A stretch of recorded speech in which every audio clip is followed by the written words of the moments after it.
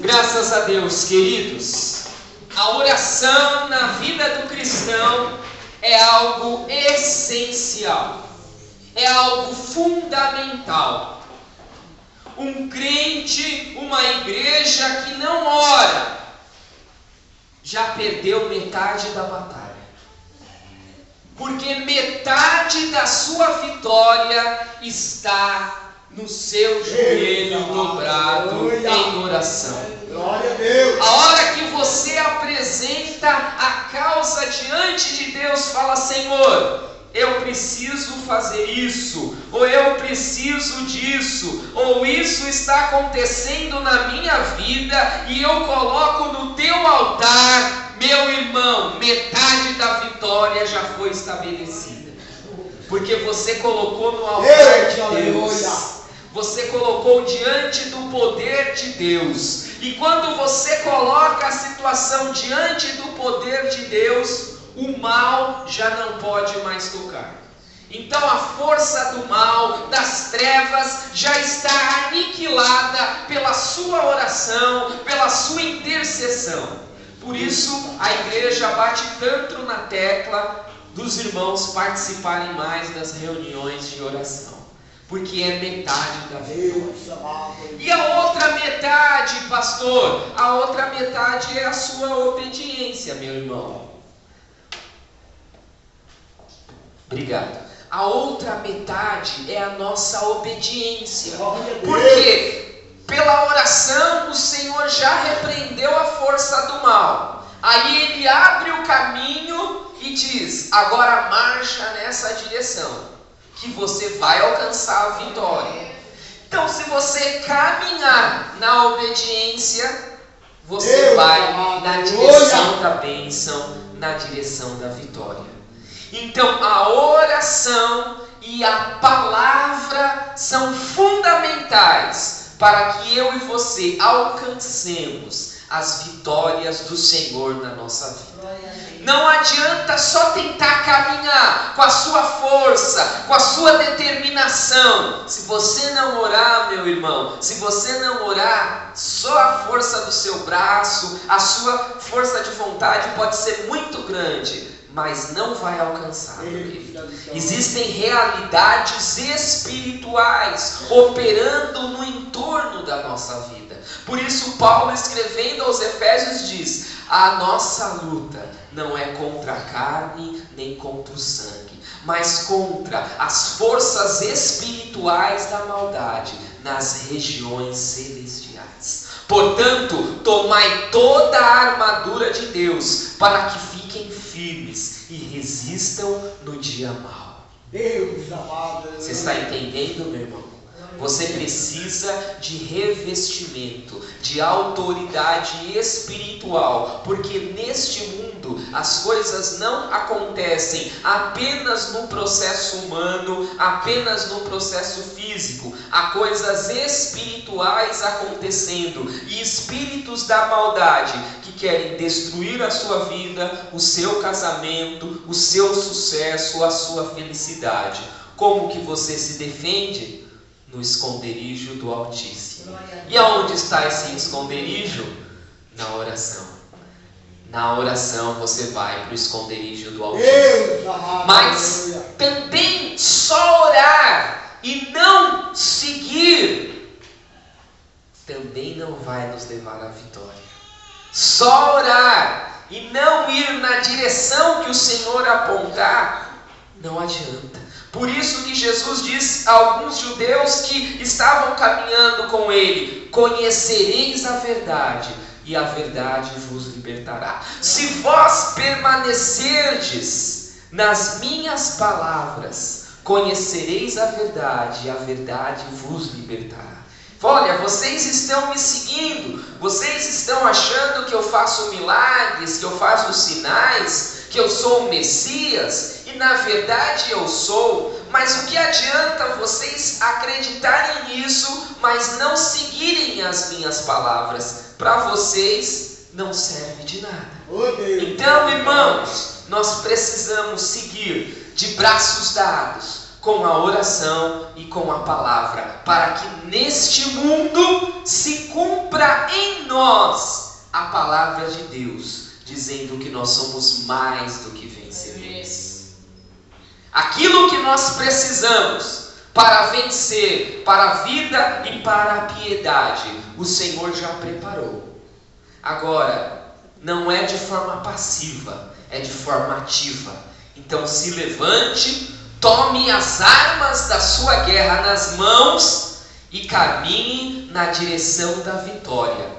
Porque como nós cantamos, nós estamos aqui seguindo aquele que tem na sua coxa escrito Rei dos Reis e Senhor dos Senhores. Deus, Amém? Amém. Graças a Deus por isso. Amém. Você não está seguindo homem ou uma instituição religiosa. O seu propósito é seguir Jesus. O propósito da nossa igreja é ajudar você a seguir Jesus mais de perto, a você ser dependente de Jesus, não dependente da igreja ou de qualquer pessoa humana, mas ser dependente de Jesus. Porque quando você é dependente de Jesus, você se torna uma pessoa forte, madura e independente de muitas coisas. Eu quero compartilhar uma palavra com vocês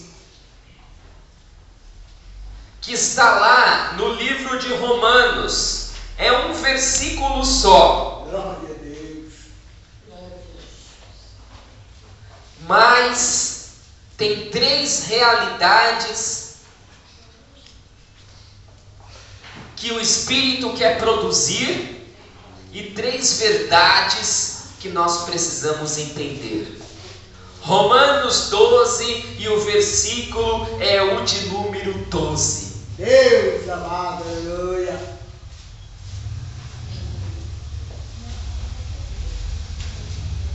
Na semana passada, nós ministramos sobre Pentecostes e de como aquela realidade do Espírito Santo invadiu a igreja primitiva.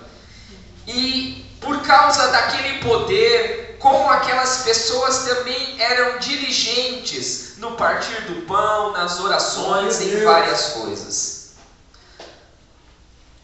A realidade do Espírito Santo, se você for ver lá em Gálatas 5:22, significa que o Espírito quer produzir frutos, características, qualidades no nosso ser, na nossa vida, que são características do caráter de Jesus. E nós vamos ver 3 dessas características. Romanos 12:12 diz assim: regozijai-vos na esperança, sede pacientes na tribulação e perseverantes na oração. Esse regozijai-vos é alegrai-vos, né? Então seria: alegrai-vos na esperança, sede pacientes na tribulação e perseverantes na oração. Diga assim comigo: alegria, Alegria, paciência, paciência, e perseverança. perseverança. É que o Espírito de Deus É que o Espírito de Deus quer gerar quer gerar na minha vida. na minha vida. É isso aí, meu irmão. Alegria, paciência e perseverança. Características de Jesus que o Espírito de Deus quer colocar na minha e na sua vida. Quer fazer crescer, quer fazer fluir. Mas esta alegria, esta paciência e essa perseverança não são atributos naturais, não são qualidades naturais. Porque você pode encontrar diversas pessoas que tenham essas características na sua vida, na sua forma de ser, de relacionar, no seu temperamento. Mas não é disso que estamos falando. Não são das qualidades naturais da alegria, da paciência e da perseverança. São as qualidades de Jesus. Deus amado, aleluia. Pode entrar. Glória a Deus, Senhor. Deus amado da vitória. Queridos, preste atenção numa coisa. Vamos pensar aqui no que ele diz sobre alegrai-vos no quê? Na esperança. Alegrai-vos na Esperança. Alegrai-vos na esperança. Vamos pensar nas nossas vidas. Existem diversas realidades nas nossas vidas. E Deus está trabalhando para que eu e você enxerguemos que Ele é um Deus que nos cerca de bênçãos. O que é o contrário, por exemplo, da alegria? Tristeza, certo? Alegria, tristeza. Vamos pensar, o que levaria uma pessoa a ficar triste? Situações, notícias, enfermidades, perdas, coisas desagradáveis acontecendo na vida dela. Pensa naquelas pessoas, ou naquele desenho, da hiena, que são aquelas pessoas que ela não vê nada de bom. Ela está dizendo que na vida dela só acontece desgraça, só acontecem coisas ruins. O que é a vida de uma pessoa que só acontece desgraça, que só acontecem coisas ruins? Ela então é tomada dessa tristeza, ela é tomada de uma amargura, de um pessimismo, de uma coisa ruim, que você chega do lado dela e ela reclama de alguma coisa. Você vai falar com ela, ela murmura de outra coisa. Porque ela só está enxergando as desgraças da vida dela. Bom, diga-se de passagem, a vida realmente tem coisas ruins. Mas será que só tem coisas ruins? Só acontece desgraça? Só acontece coisa ruim? Veja bem, a pessoa acordou, abriu os olhos, já foi abençoada. Porque outros tantos mil ou milhões não acordaram. Foram para a sepultura.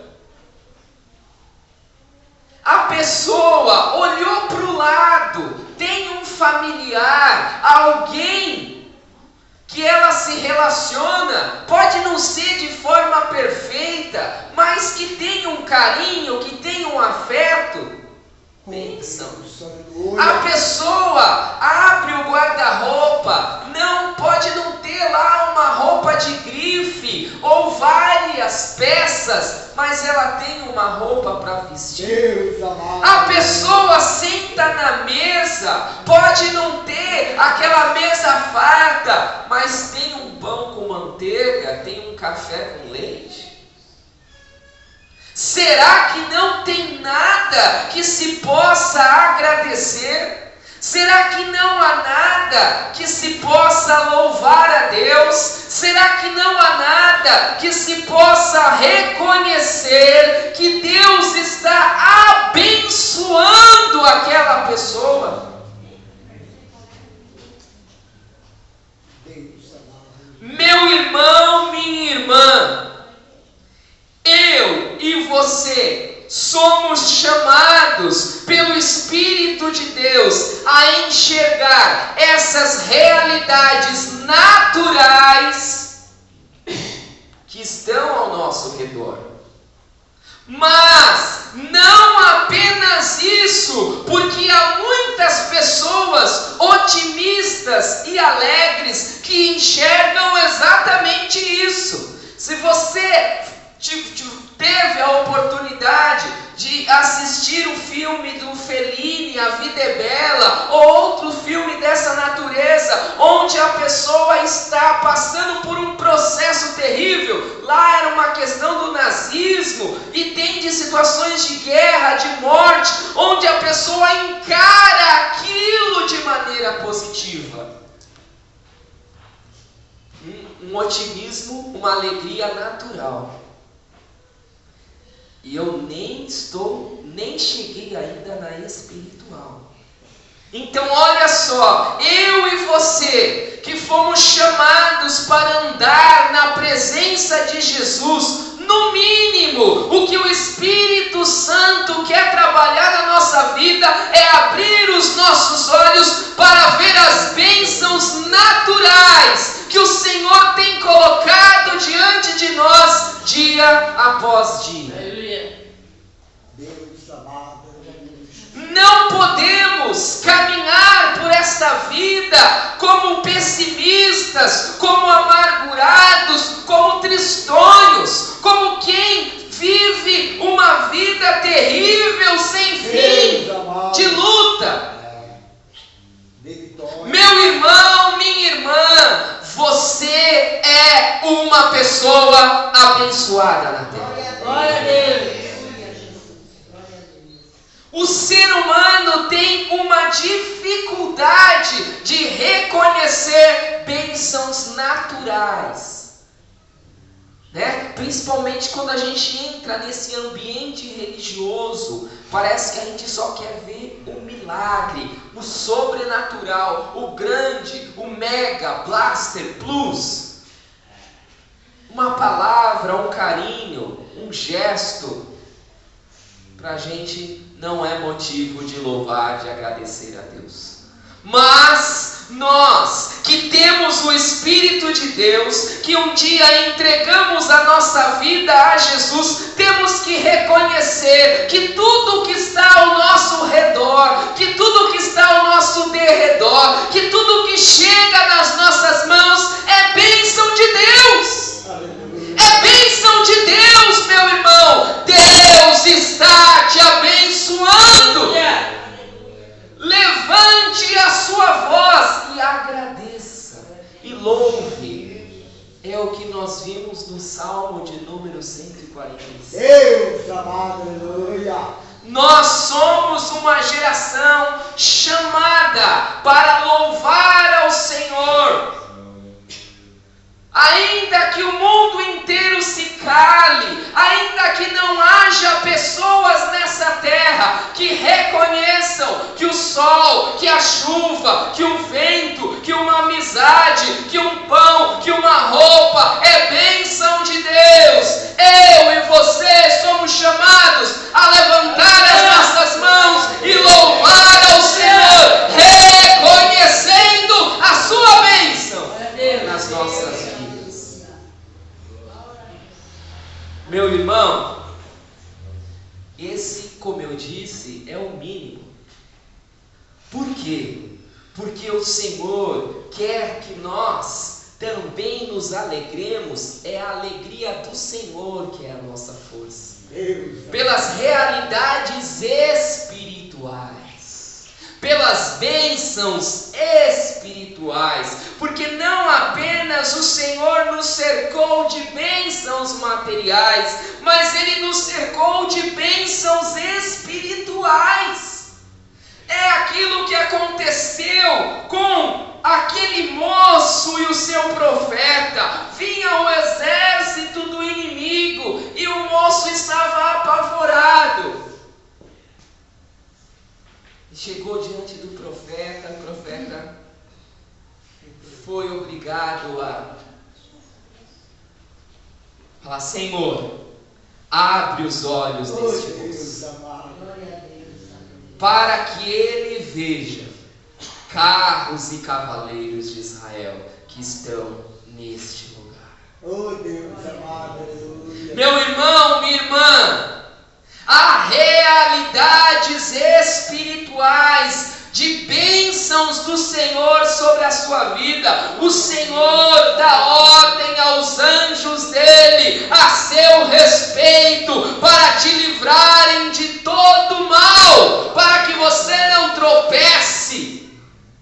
E se tropeçar, ele te levanta. Oh Deus, aleluia. Realidades espirituais, bênçãos espirituais que não podem ser contempladas com estes olhos. Nós falamos no início aqui da palavra, a presença de Jesus está aqui.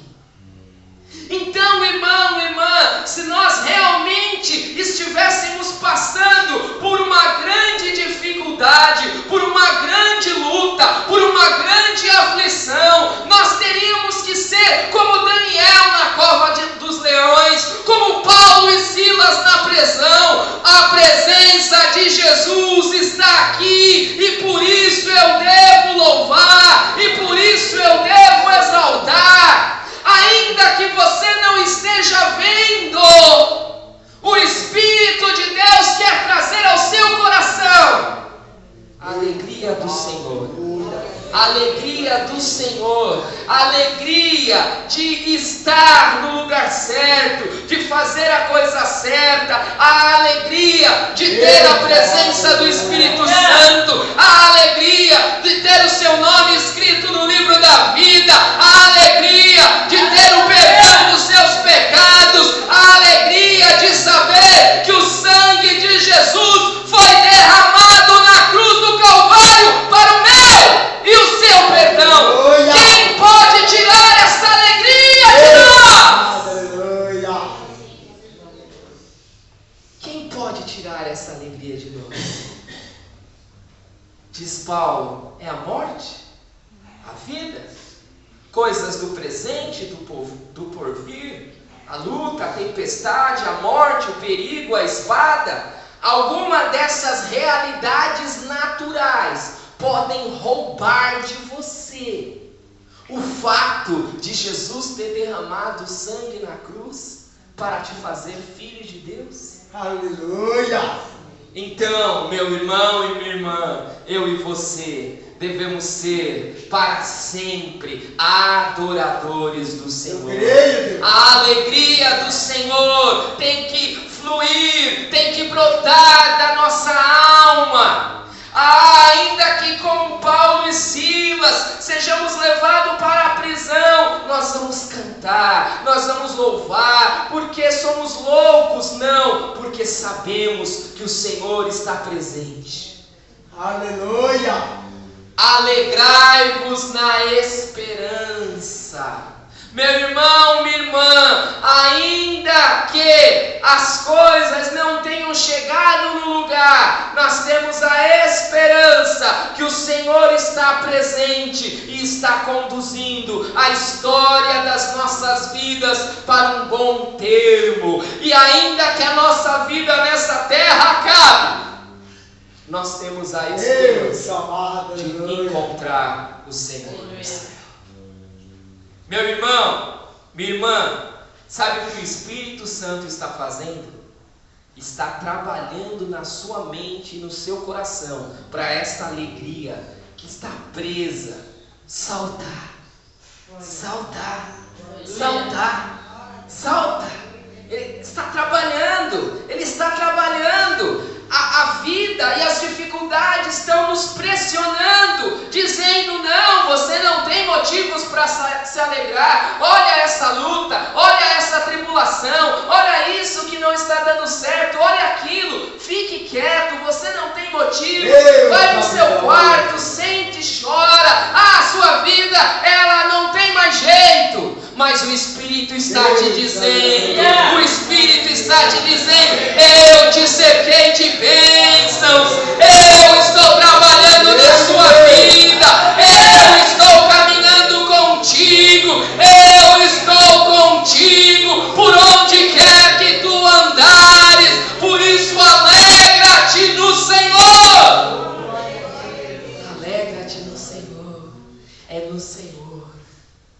É no Senhor que é a nossa alegria. Este mundo precisa conhecer o que é a comunidade de discípulos que tem a alegria do Senhor. Este mundo ainda não conheceu uma comunidade de discípulos, homens e mulheres que se alegram no Senhor. Porque quando eles conhecerem, eles vão ser contagiados, eles vão ser contaminados, eles vão ser chamados ao que está acontecendo aí. O que é isso? Que lugar é esse? E nós vamos dizer, é a presença de Deus. É a presença de Jesus que está aqui. Crentes, o Senhor Jesus está trabalhando para que eu e você manifestemos a alegria. E aí vai uma palavra de graça para você. Se por algum motivo nós não estamos manifestando essa alegria e não estamos tributando louvores a Deus por tantas bênçãos que Ele tem nos derramado, cabe aí uma palavrinha de perdão, meu irmão. Viu? Minha irmã, se o diabo conseguiu fechar seus lábios, se a tribulação te apertou e você não viu motivos de louvor, fala: Senhor, me perdoa, Pai. Me perdoa porque eu não reconheci que o Senhor está trabalhando ainda no meio dessa luta e dessa tribulação. Queridos, pede perdão, porque quando você pede, o Espírito Santo volta com uma força, com uma graça, com um poder, com uma presença redobrada na sua vida. Quando nós fechamos os nossos lábios de entregar, de tributar o louvor a Deus, o Espírito Santo vai encolhendo, vai ficando quietinho lá no cantinho dele, como que dizendo: poxa, eu estou fazendo tanto, eu estou falando tanto, por que ela não reconhece? Por que ele não reconhece? Aí ele vai lá para o cantinho. Quando você pede perdão, fala: Senhor, me perdoa, eu não estava discernindo, eu não estava vendo, não estava ouvindo. O Espírito Santo: opa, estão me chamando ali, estão me chamando ali. Então o Espírito Santo, irmãos, apesar de ser Deus, Ele é uma pessoa muito sensível. Ele tem poder e graça, mas na sabedoria, aprove a Deus colocá-lo em nossa vida de uma maneira que Ele trabalha no nosso relacionamento. Se você começa a fazer coisas que não agradam a Deus, o Espírito Santo vai se entristecendo e vai ficando quieto, como uma pessoa ofendida. Se você começa a fazer coisas que agradam a Deus, o Espírito Santo se alegra, se renova e começa a trabalhar na sua vida de uma forma mais forte. Deus amado. Você está entendendo? Você está recebendo luz para caminhar, para ser um vencedor. Nós oramos repreendendo a força do mal. Deus está mandando uma palavra para você, caminhar sobre a palavra. Caminha sobre a palavra para você alcançar a vitória. Segunda realidade, paciência, que de uma certa forma eu falei misturado, mas eu quero só destacar o seguinte: o Espírito Santo, Ele está trabalhando para aumentar a nossa capacidade de suportar as adversidades, de suportar o sofrimento. Ele está trabalhando nesta nossa capacidade. Irmão, o que Jesus disse? No mundo tereis aflições, mas tem bom ânimo, eu venci o mundo. Assim como existe uma realidade espiritual por trás da nossa alegria, que é a presença de Jesus e que são as suas promessas, Tem uma realidade espiritual por trás da nossa paciência, da nossa capacidade de suportar as coisas dessa vida que ainda não estão no lugar. Nós precisamos entender de uma forma clara e definida que este mundo, ele é um lugar que está em desordem. E existe uma realidade espiritual por trás disso, que é a realidade que Deus está construindo um reino de ordem. Ou seja, meu irmão, minha irmã, preste atenção numa coisa. Para você ser paciente nas tribulações, você primeiro precisa aceitar que a tribulação é uma realidade dessa vida. Às vezes nós ouvimos Jesus falar, no mundo tereis aflições, mas você meio que... Irmão, irmã, Jesus falou. Esquece o que eu estou dizendo, não liga para o que eu falei, mas dá crédito à palavra de Jesus. Ele disse, no mundo tereis aflições. Nós precisamos deixar essa ficha cair de uma forma muito clara, muito definida. Às vezes a gente fica fantasiando coisas, iludindo coisas. Ah não, mas vai ser só agora, depois as coisas se ajeitam. Irmão, você vai ajeitar uma coisa aqui, a outra vai quebrar ali. Você compra outra ali, a outra quebra lá. Isso é o mundo.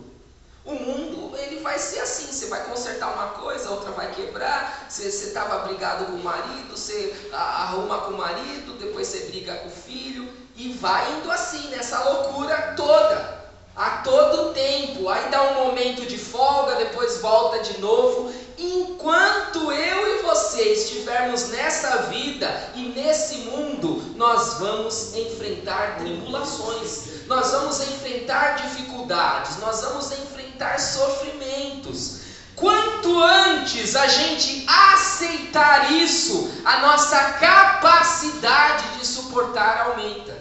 Você ganha em resignação, palavra que o povo gosta de usar agora, que é a capacidade de suportar o sofrimento. Então, o Espírito de Deus quer que nós vamos além da resignação. Tem muita gente que é resignada.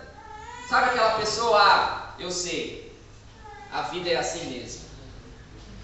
Você encontra pessoas, né? Acontece uma desgraça, é verdade. Acontece mesmo. A pessoa, ela está com aquela resignação, tipo, preparada. Não, o pessoal é assim mesmo, esses bandidos, essas coisas, faz essas coisas mesmo. A pessoa já está resignada, ele já está lá com o pé atrásão. Isso é uma capacidade natural de suportar, né? A pessoa fala, não, eu sei, eu tenho que levantar todo dia de manhã, meu pai trabalhar, não tem jeito. É aquele lugar lá que eu não gosto, mas eu tenho que ir fazer o quê? A vida é assim. Então isso é uma coisa natural, é uma questão de temperamento, de criação, de história de vida. Nós precisamos ter um pouco disso, mas isso não é a graça do Espírito Santo. A graça do Espírito Santo é a pessoa que tem uma paciência de fé.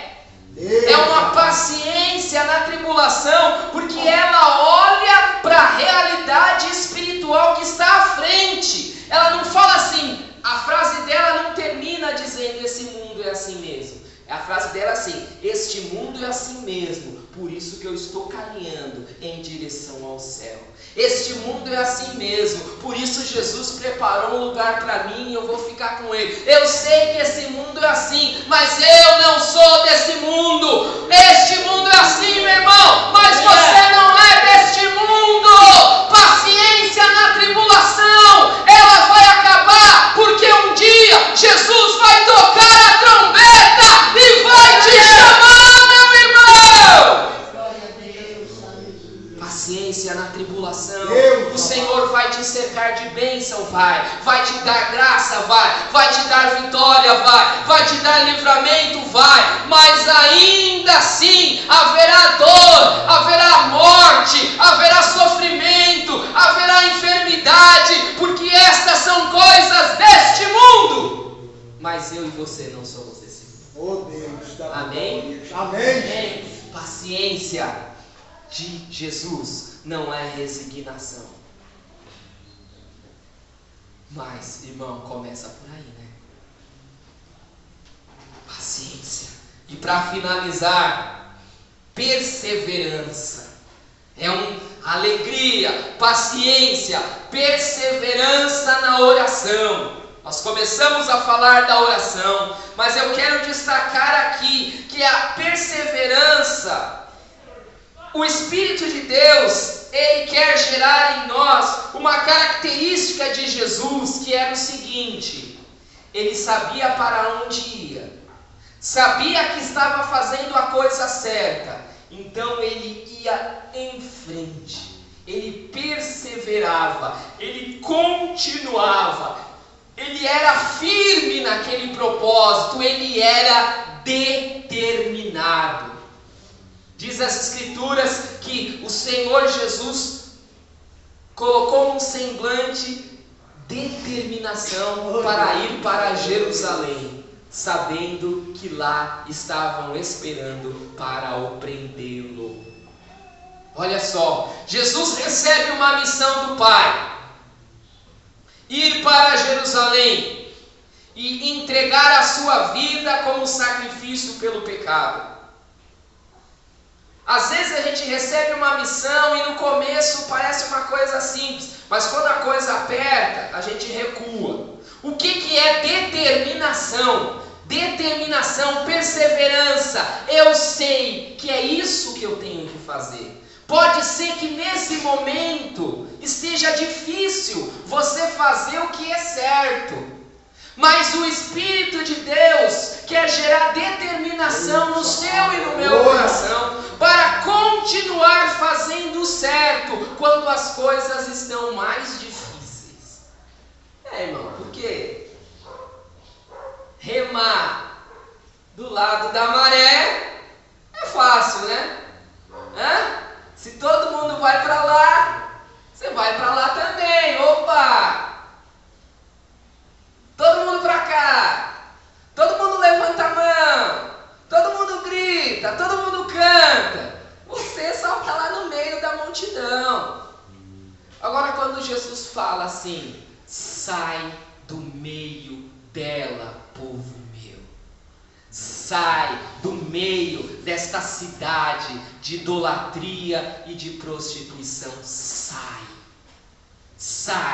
Eu e você precisamos ter convicção para nos levantarmos determinados, porque a maioria vai ficar e você vai se levantar e sair em nome de Jesus. Em nome de Jesus você vai se levantar e sair.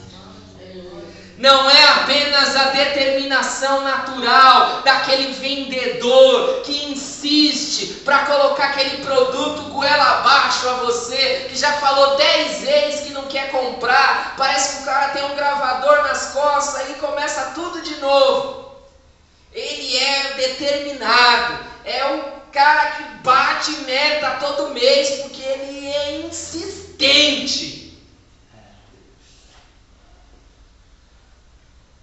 Perseverança na oração, perseverança em fazer uma coisa que Deus pediu para fazer, não apenas uma coisa que eu identifiquei que é boa. Eu acho que para o maior conforto da minha família é bom eu comprar um carro, aí eu vou lá e ralo e trago o carro. Para o conforto, eu acho que vou lá determinado, e ponho a faca nos dentes e vou para cima. Isso tudo é muito bom, porque se você não ser uma pessoa determinada, você também não vai conseguir nada. Então, é assim mesmo, tem que colocar a faca nos dentes. Agora, perseverança na oração, perseverança naquilo que Deus pediu para fazer. Não é aquilo que eu entendi que é bom fazer. O Espírito de Deus quer gerar uma perseverança em nós daquilo que Deus pediu para a gente fazer. Então não é natural, é espiritual. É identificar propósitos, caminhos e direções que Deus está apontando e falar: aquilo é o certo. Ainda que seja o caminho mais difícil, mais apertado e mais estreito, é por ali que eu vou trilhar. Não é à toa que Jesus disse: eu sou o caminho, a verdade e a vida. Ninguém vem ao Pai senão porfiai por entrar pelo caminho estreito, porque espaçoso é o caminho que leva para a perdição. Meu irmão, minha irmã, Jesus te chama para ser uma pessoa determinada, entrar pela porta estreita. Ele vai te ajudar, Ele vai te dar graça, o Espírito Santo vai te ajudar. É muito mais fácil, meu irmão, aquela roda de amigos seu lá, falando todas aquelas besteiras e tal, e aí você vai ficar, eu vou ficar sozinho, vou entrar lá na roda também, e aí parece que é tão insignificante, mas aí um fala uma coisa, outro fala outra. Quando você viu, você já está enlaçado naquela conversa, fazendo coisas que não tem nada a ver. É muito mais difícil você... Tudo conhecido seu, colega de infância, né? Aí você chega lá, vê que o assunto não tem nada a ver, você fala: ó, isso não é pra mim. Ô mané, que é isso? Vai deixar os mano aqui? O que está acontecendo com você? E aí o povo, né, usando já a linguagem, começa a te tirar, né? E aí? Mas o que diz o Salmo primeiro? Bem-aventurado aquele que não se assenta na roda dos escarnecedores. Antes o seu prazer está na lei do Senhor. Queridos,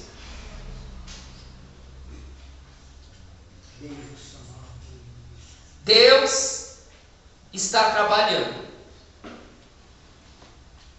Tudo o que Ele tem de mais importante, de mais valioso, Ele investe na vida do ser humano. Por que algumas pessoas aproveitam isso e outras não? Ele abençoa a todos com bênçãos naturais e espirituais. Eu e você podemos passar por essa vida como se Deus não tivesse nos dado nada, ou podemos reconhecer que cada passo que eu dou é permissão de Deus. Quando eu começo a perceber isso, o louvor flui da minha alma. Quando o louvor flui da minha alma, o Espírito Santo começa a manifestar que Ele está presente. E aí eu começo a perceber a presença de Jesus na minha vida.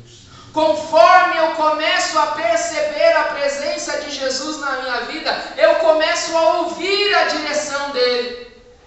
Conforme eu começo a ouvir a direção dEle, eu já não vou dar mais cabeçada, porque eu já vou seguir o caminho direito. Você percebe que uma coisa vai chamando a outra. Às vezes nós queremos a parte final da história, que é a bênção, é a vitória. Irmão, é um processo para você chegar lá. E ele começa com a sua vida de oração. Amém? Eu entrego essa palavra para você no nome de Jesus. Com todo o amor e todo o carinho que eu tenho de querer ver você se levantar como um homem, como uma mulher vitorioso, vitoriosa, vencedor em Cristo Jesus. Feche um pouco seus olhos.